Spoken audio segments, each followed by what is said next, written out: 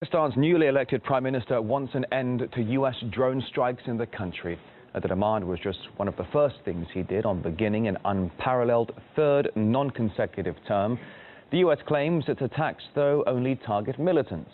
But activists say nearly 1,000 innocent people have been killed, and Pakistan's High Court has declared the drone strikes illegal. RT's Lucy Kafanov went to meet some of the victims of drone warfare. It's only fair to warn you, you may find some of the forthcoming images in her report disturbing. The locals call it death in the skies. In Pakistan's northwest tribal region, an American drone as seen from the ground. It's become the weapon of choice in the U.S. war on terror. And this is the damage it can wreak. Under President Obama, more than 300 such strikes in Pakistani soil against alleged al-Qaeda and Taliban suspects. But ordinary civilians also pay a price. This man is one of them. Amin Ullah was on his way to work at a mine near his village when a drone struck the area. He lost his leg in the attack. 3 other miners who were with him lost their lives. We live in constant fear of another strike. We are simple villagers who are stuck in a war that we didn't ask for. It's a hopeless feeling. Death is above our heads all the time. Although the attack took place 3 years ago, Amin Ullah says the pain is still severe. The sight of his injuries upsets his 4 children. Meanwhile, depression and anxiety and lingering fear have pushed him to take up tranquilizer pills. The Americans should be able to tell an ordinary person from a Taliban leader. They should know who they're killing. What did we do to deserve this? This is my extra an injury in drone attack. It's a question echoed by Nekbah Dar, who lost part of his hearing, his short-term memory, and nearly his foot. The drone's shockwave was so intense that it threw us outside, far from the place where we were sleeping. After several minutes, there was another strike and it killed many more people. Attorney Shahzad Akbar has sued both the U.S. and Pakistan on behalf of the civilian victims. He says they're the voiceless people of Waziristan, isolated by geography and politics. I'd simply call it a concentration camp, that you have built a wall of military and militants, and behind that wall you're keeping more than 800,000 people who are not allowed to come out, and no one from the rest of the country is allowed to go in. And that's the kind of laboratory which U.S. is using to use and test its drone program. In many ways, the epicenter of the CIA's highly classified drone program is a black hole on the map, a region of Pakistan off limits to outsiders, especially Westerners. Now, evidence of the drone strikes is almost impossible to get, but these were smuggled to Islamabad from the tribal areas.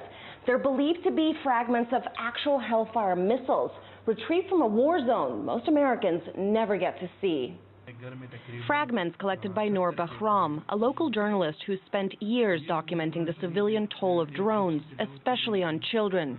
Disturbing images of the living and the dead. For Noor, it's personal. Whenever my 3-year-old daughter hears a plane, she runs inside and won't sleep that night. The children here have been traumatized by the drones. The sound of a door banging shut is enough to terrify them. And that fear can turn to anger, a new generation radicalized by the war. By carrying out drone strikes, killing innocent people who are not part of the conflict, you're just widening the conflict. You're giving a reason to people who were not part of the conflict here to become part of the conflict. Of course, this has made me hate the Americans. We are angry and want revenge. They've destroyed our lives, my parents, my wife, my children. We all see America as our worst enemy now. While promising to rein in their use, the White House says drones are both legal and effective. This is a targeted, focused effort at people who are on a list.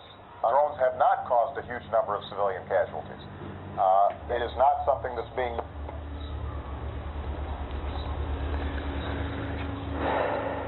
When translated, a defense that's cold comfort for the victims. Lucy Kafanov, RT, Pakistan.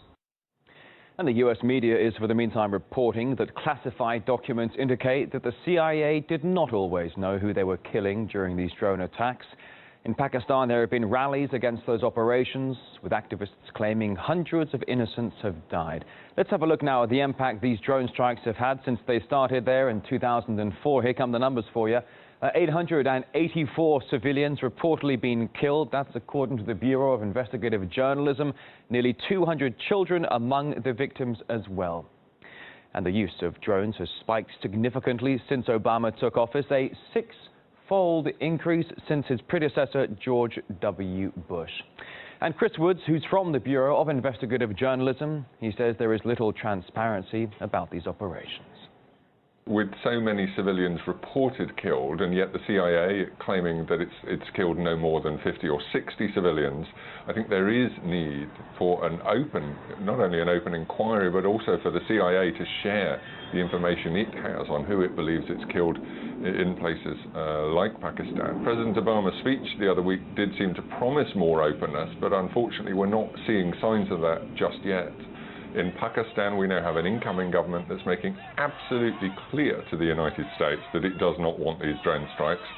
I don't think they're going to stop. Most of their strikes, though, in Pakistan these days are really not related to Al-Qaeda and to those terrorist activities, but really to the war across the border in Afghanistan. And the drone war has changed quite significantly over the 10 years or so it's been running. We see the United States talking about using drones in Syria, for example.